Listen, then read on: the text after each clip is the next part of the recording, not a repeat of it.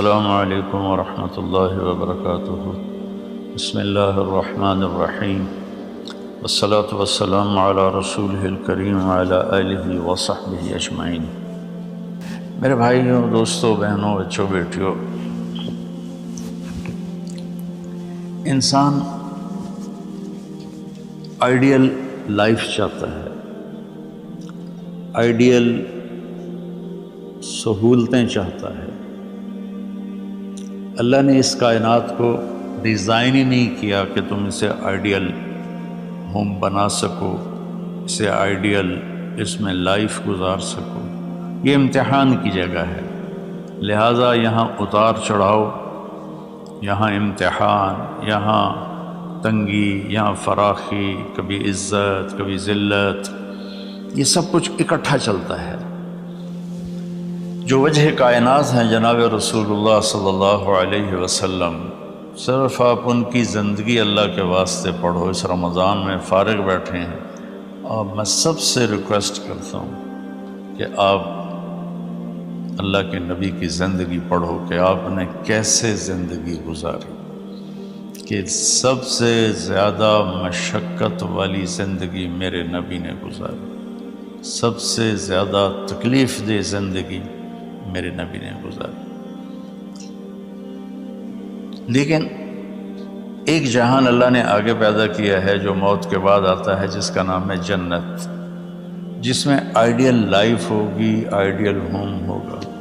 سب سے بڑی انسان کی خواہش تو یہ ہوتی ہے کہ مجھے موت نہ آئے، لیکن ہم دیکھتے ہیں کہ جہاں میں ہے عبرت کے ہر سو نمونے، مگر تجھ کو اندھا کیا رنگ و بو نے، کبھی غور سے یہ بھی دیکھا ہے تو نے، جو معمور تھے وہ محل اب ہیں سونے، جگہ جی لگانے کی دنیا نہیں ہے، یہ عبرت کی جا ہے تماشا نہیں ہے۔ تو یہ کائنات آئیڈیل ہوم نہیں ہے۔ اللہ نے موت کے بعد ایک زندگی رکھی ہے جو بہت عالی شان ہے، اور اس کو جوڑا ہے ایمان اور عمل، اچھے عمل کے ساتھ۔ تو اس آیت میں چونکہ جب آدمی ایمان کا کلمہ پڑھتا ہے تو وہ پابند ہو جاتا ہے، لا الہ الا اللہ محمد رسول اللہ کا پابند ہو جاتا ہے، نہ یہ باؤنڈری کراس کر سکتا ہے، نہ یہ کر سکتا ہے۔ اس کے اندر جتنا وہ کر سکتا ہے اس کو کرنے کا حکم ہے، اس سے باہر نکلنے کی اجازت نہیں ہے۔ تو انسان ایک پابندی میں آ جاتا ہے، اور جو پانی نالیوں کا بے ہنگم بہتا ہے وہ گندگی پھیلاتا ہے، جو پانی پائپ میں گھٹ کے آتا ہے وہ ہمارے گھر کے برتن دھونے کا سبب، پانی پینے کا سبب، کپڑے دھونے کا سبب بن کے آتا ہے، کہ وہ پابندیوں میں بند ہو کے آتا ہے۔ تو اس دنیا میں کوئی اپنی مرضی کر نہیں سکتا، کہیں نہ کہیں اٹک جاتا ہے۔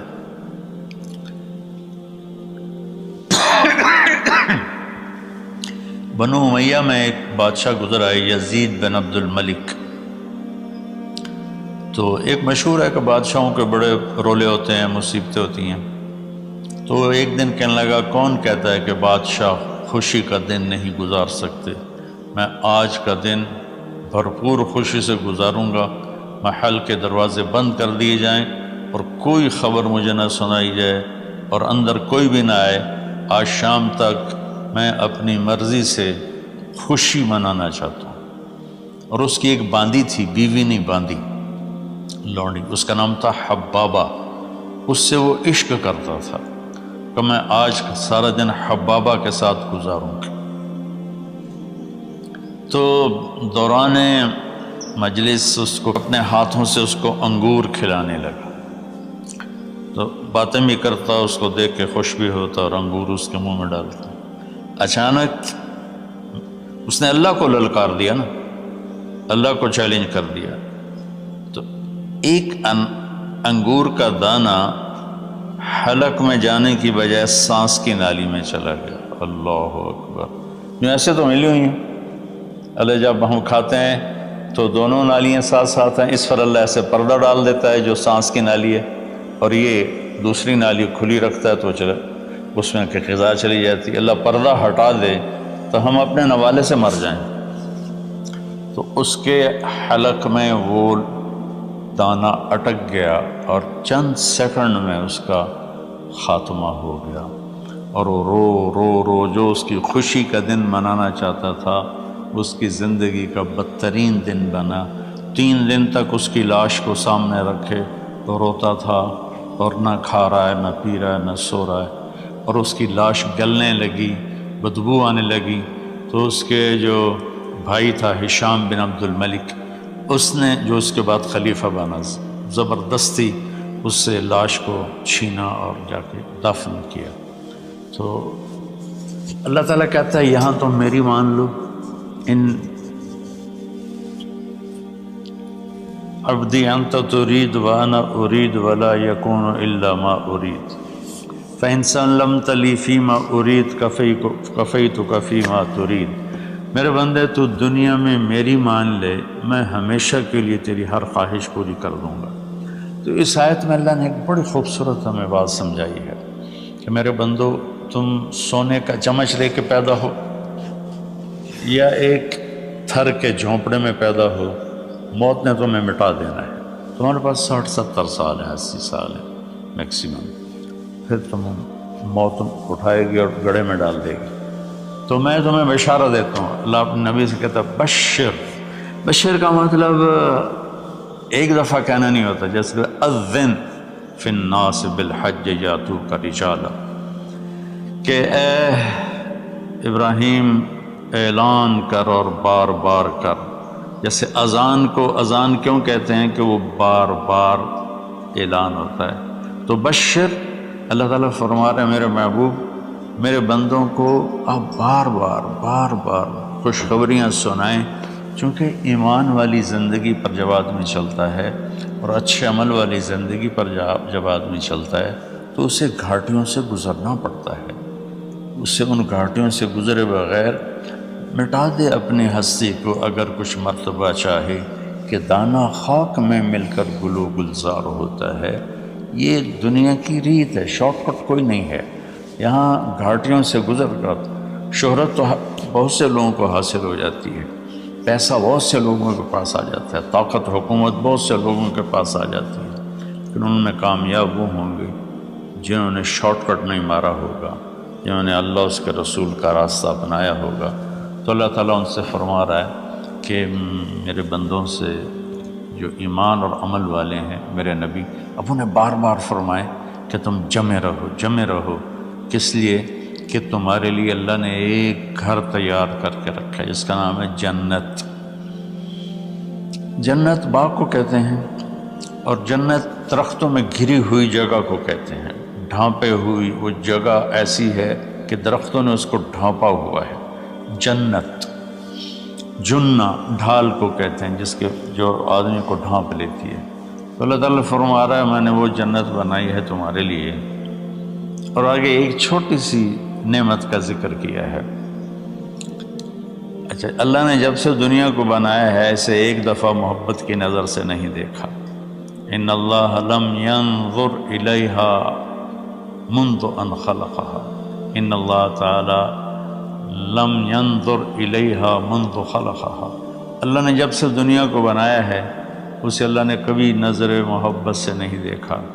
نظام چل رہا ہے، اور جنت کو اللہ نے بنایا ہے، اور بنایا اپنی قدرت سے اور اپنے ہاتھوں سے۔ ان اللہ تعالی خلق الفردوس الاعلی بیدہ، میرے نبی کا فرمان ہے اللہ نے جنت الفردوس کو اپنے ہاتھوں سے بنایا ہے۔ جو چیز اللہ کے ہاتھوں سے بنی ہوگی وہ کیا ہوگی؟ تو اللہ تعالیٰ فرماتے ہیں تم آ جاؤ میرے پاس، تمہیں عجیب سرپرائز دوں گا۔ کیا کل ما رزقوا منها من ثمرۃ رزقا قالوا هذا الذي رزقنا من قبل۔ دونوں میاں بیوی خدام دربار لگا ہوا ہے کہ نوک ہوتا ہے اس کے دروازے پر، تو ایک فرشتہ ایک تھال لے کے کھڑا ہوتا ہے جو کورڈ ہوتا ہے ریشمی رومال سے، تو وہ کہتا ہے کہ مجھے اللہ نے بھیجا ہے، تم جا کر اپنے سردار کو، اپنے مالک کو جا کر کہو کہ ایک فرشتہ اللہ نے بھیجا ہے اور وہ اندر آنے کی اجازت چاہتا ہے، اللہ کا بھیجا ہوا بھی پوچھ کے اندر آئے گا، اتنی عزت اللہ بڑھا دے گا۔ تو وہ کہے گا آ جائے۔ جب وہ اندر آئے گا تو دونوں میاں بیوی کے سامنے ایک تھال، وہی تھال آگے رکھے گا، کہے گا حضور مجھے اللہ نے آپ کی خدمت میں یہ تحفہ دے کر بھیجا ہے کہ آپ اس سے مزہ لیں۔ تو جب وہ ایسے اس رومال اٹھائے گا تو اس میں پھل ہوگا، وہ پھل اس کی جنت کے پھل کی تصویر ہوگا، مشابہ ہوگا۔ تو وہ کہے گا ھذا الذی رزقنا من قبل، ارے بھائی فرشتے، یہ تو میرے رب نے پہلے ہی مجھے دیا ہوا ہے، تو اس میں کیا خاص چیز ہے جو اللہ پاک نے میری طرف اسے بھیجا ہے؟ تو وہ فرشتہ کہے گا میرے اللہ فرماتے ہیں کہ آپ ایک بائٹ لے لیں، ایک لقمہ لے لیں، آپ کو پتہ چلے گا کہ ہم نے آپ کے لیے کیا بھیجا ہے۔ اب میرے بھائی بہنوں غور سے سنو، انسان کھانے کا مزہ لیتا ہے، زندگی کا مزہ لیتا ہے، نعمتوں کا مزہ لیتا ہے، یہ چیزیں نہ ہوں تو مرنے کی تمنا کرتا ہے۔ تو کھانے کی بھی ایک لمٹ ہے، اس کے بعد آدمی کھا ہی نہیں سکتا، اور پینے کی بھی ایک لمٹ ہے، اس کے بعد آدمی پی نہیں سکتا ہے، اور وہاں کسی چیز کی کوئی لمٹ نہیں، اب 1000 برس کھاتے رہو، رب ذوالجلال کی قسم نہ پیٹ بھرے گا، نہ زبان کٹے گی، نہ داڑیں تھکیں گی، اور ہر لقمے کی لذت دوسرے سے زیادہ ہوگی۔ تو جب وہ اس کو اٹھا کر ایسے چکھیں گے نا، تو اگر اس کی جنت میں اللہ تعالیٰ نے 1,00,000 قسم کے پھل پیدا کیے ہیں، اس 1,00,000 کو جتنی زیرو سے مرضی ملٹیپلائی کرنا چاہو آپ کر لو، 1 کروڑ، 1 ارب، 1 خرب، آگے کوئی لفظ کوئی نہیں۔ تو اس کی جنت میں جتنے پھل ہیں، جب وہ یوں ایک لقمہ لے گا، دیکھیں ہم لوگ چاٹ کھاتے ہیں تو سارے ذائقے مکس ہو کر ایک اور ذائقہ بن جاتا ہے۔ جب وہ ایک لقمہ لے گا تو اس ایک لقمے میں اس کی جنت کے جتنے پھل ہیں 1,00,000، 10,00,000، 10,00,000 پھلوں کا ذائقہ اس ایک لقمے میں اللہ اسے عطا فرمائے گا۔ تو جو وہ کہہ رہے تھے ھذا الذی رزقنا من قبل، یہ تو ہم نے پہلے بھی کھایا تھا، تو اب اللہ کی طرف سے جواب آئے گا وہ اتو بہ متشابہا، میرے بندے تجھے سرپرائز دینے کے لیے میں نے یہ کیا تھا۔